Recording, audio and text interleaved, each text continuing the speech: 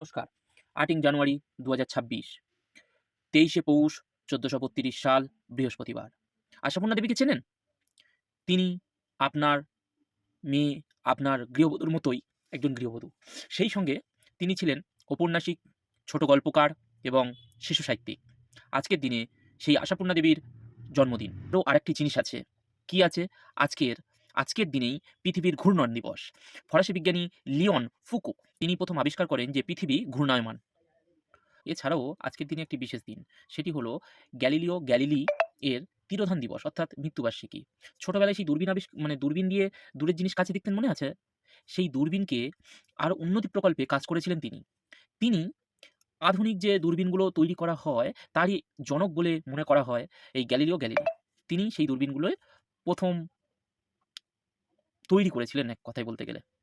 সুতরাং আজকের দিনে সেই সমস্ত মানুষদের জন্য হ্যান্ডস অফ।